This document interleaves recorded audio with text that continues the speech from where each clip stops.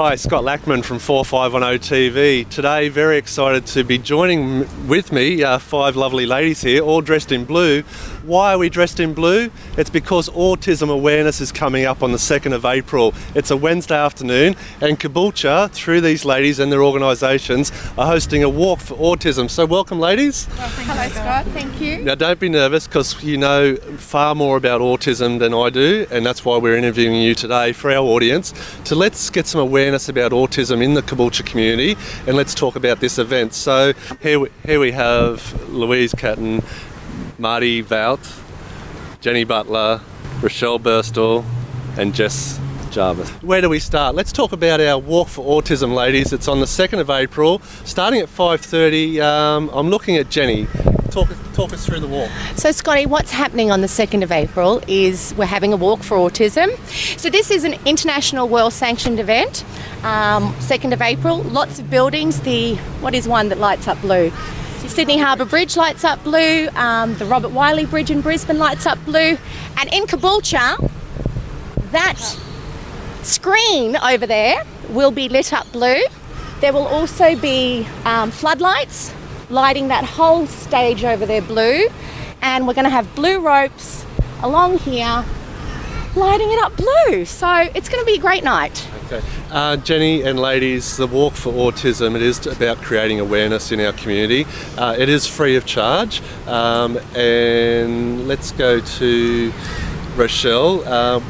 We're meeting at Centenary Lakes to start. We are at 5:30, so we'll have some service providers there as well. So if families want to come down, dress in blue, get as crazy as you want, come down, meet everyone, have a chat to the service providers so you can get a bit more information about it too and what's in the area. And then at about 6:30, I think, we're going to take a walk up King Street and up here to the hub to see all the lights, so it'll be fantastic. And at the end of the walk, when people meet up here in the town square at Caboolture, will there be some further information? Rochelle, who is the president of ASD Kids, will be here. I will be here.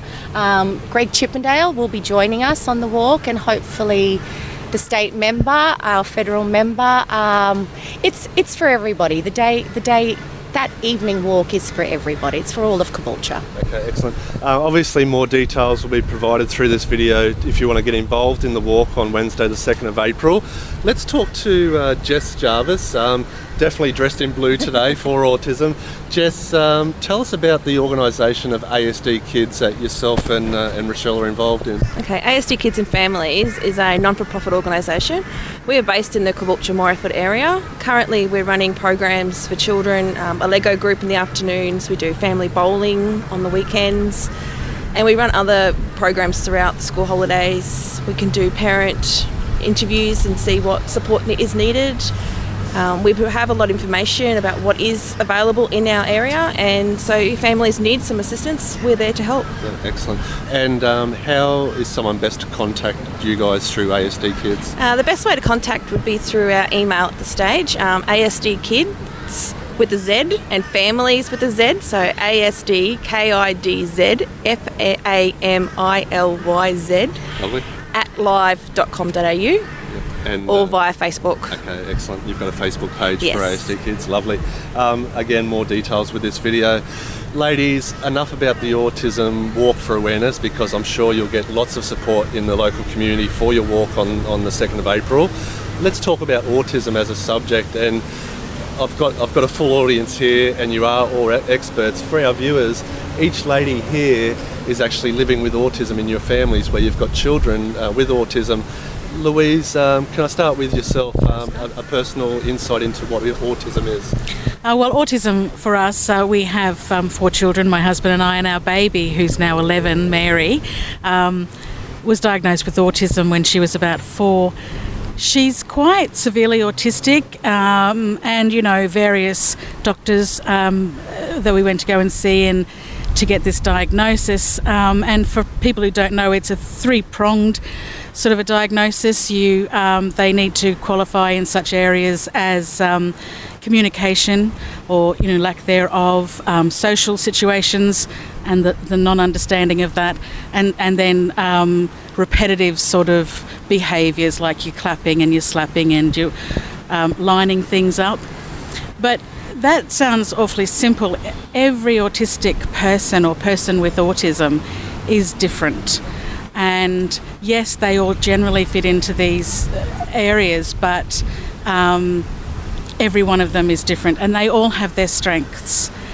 And anyway, Mary is quite non-verbal. She doesn't like change at all. She's very into routine, and as long as we stick with Mary's routine, we're all very happy. Mary is currently at Caboolture Special School, and for us it's really the best place for her. She's comfortable there, she's happy to go. Autism in our family, I think, has definitely made our other three children better people. They embrace diversity naturally because that's what we have to do. So when they are in their school lives or work lives, diversity doesn't shock them or make them scared. It's just everyone has their strengths, everyone can bring something to the table. Lovely. Marty, your turn. You have a child with autism. Yep. I have Jet. He's 9. He's also at Caboolture Special School. He was diagnosed when he was 2. Jet also has other medical issues, so he's also epileptic, and at Caboolture Special School they're very adaptable to that. We work along together with his speech and his OT, and we have small goals each year. So Jet's first goal was to be able to ride a bike. Now I had to learn how to run 5Ks because Jet can ride 5Ks. So that was a very big step in our family life. But yeah, my thing with autism is Jet has changed a lot of lives, and as all of our children have done. So we just really want to raise awareness for the fact that everyone's different. Everyone's dealing with a different child on a different day, and some days are great days. Some days we wake up and, you know, we're great from the minute we wake up to the minute we go to sleep, and some days are not so great days. So we all sort of experience that. My big thing is try and get all your family and all your friends to be aware of what's happening. That's what I have done, and just to make them all accepted. Louise touched on it. Do you think that being non-judgmental to people with special abilities in our community, whether they're kids or adults living with autism, that plays a large part on our community becoming more aware of the subject and maybe being more acceptive to people that have special abilities? Yeah. I think, Jet has a little sister, Xanthi, and she's only 7, and what she understands of autism, as all the siblings of all our children, I think we've got to create that new generation of acceptance. So there are people that don't accept, but I think that's just lack of education. So yeah, you've got a big shout out to be educated, understand that not everyone is the same, everyone's different. And like we were touching on before, all children with autism are different. There's non-verbal autistic children that have really high sensory issues that can't cope with change, and their development is completely different to children that are on the high end of autism that are speaking, and that can function quite normally, what we would call normal. Jet's moderate to severe autism. He has actually in the last 12 months become verbal. So he now wakes up in the morning and says, "Good morning, mummy," wow, and "I love you." So all these things that are really special that everyone would take for granted, but for our children to do that, whether it be through speech or touch or their own little way of showing us that they love us, that we're their mum and their dad and their family, and that all the people that are around them are special. I think these children understand. They may not be able to show that they understand, but they understand whether they're accepted or not accepted. So for everyone to accept them is a big thing in their life. Yeah. Rochelle, let's go to you. You also have a child with autism. I do. You experience similar highs and lows, and when you're having maybe an off day, there's a lot of support. We've done a lot of intervention from when he was early on. So I've actually got 2 boys, young ones on the spectrum. So our journey started 4 years ago, and it was really about getting that early intervention in. Was really the key for us. So even though my son's still lacking in, my younger son's really lacking in communication and in those kind of areas, we've really worked hard to get his behaviours and things under control so that he could attend mainstream with his brothers as well. So we're on that journey at the moment. So it still is a struggle each day, because I know that he's really having trouble with his communication. So, but yeah, I think early intervention is really the key about this. So. Excellent. And getting that support. So yeah. Let's talk to Jess also. You've got 2 children with autism, living with autism. It must take such an inner strength as a parent, and I can certainly see the energy from the ladies here joining you. Talk us through your strength and how you wake up each day and have that energy to deal with your kids. A lot of it is because they are my kids, so I have to get up every day and fight the next challenge. I do have 2 children with the autism on the behaviour side of things, so we have a lot of yelling, screaming, a lot of aggressiveness, so we deal with that as it comes. Most programs don't fit our children, so we have to think outside the box a lot and find other service providers who can help us. And by being involved in ASD Kids, the organisation, yourself personally, that's where hopefully your network grows and you're supporting like-minded parents that are in this situation. Yes, that's how actually ASD Kids came about. One day we're in early intervention and said, what services are you getting? And I'm like, well, what I'm getting. And we're like, there's nothing in this area to help us through the journey when we're first starting out. So my child was diagnosed at 2 and I had no idea. I got told to go home and deal with it, and I was like, no, I'm not dealing with this. So I started hunting, and that's when we started going together with other parents and finding out what services we can use. Okay, brilliant.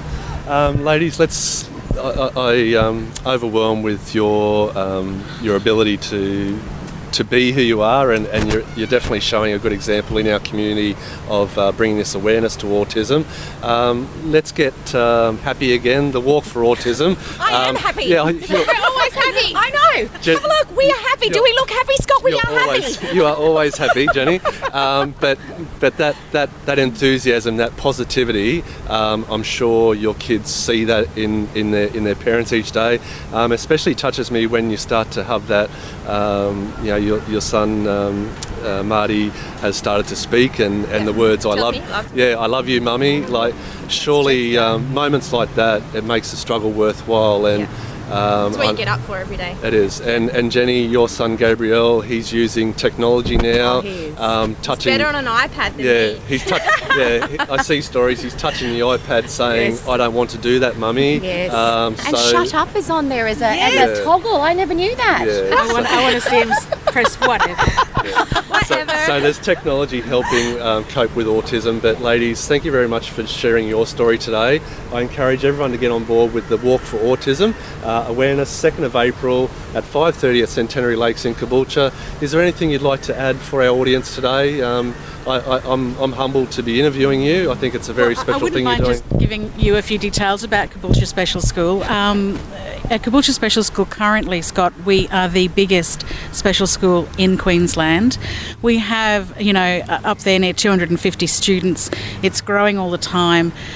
I think, about 90%, and that's a bit of a guesstimate, but a huge percentage of those children are on the autistic spectrum, or what you'll hear the abbreviation ASD. So our teachers there are very dedicated, and they're trained, and so are our aides, with how to support these children in their learning, and whether that's through pictorials or electronics for communication, so many different ways. So, if anybody out there is thinking about what they might want to come and have a look, then please rock on down, and we can have a little talk and see what's best. Excellent. Thank you, ladies. Thank you. Thanks, Scotty. Come and support Autism Blue, guys.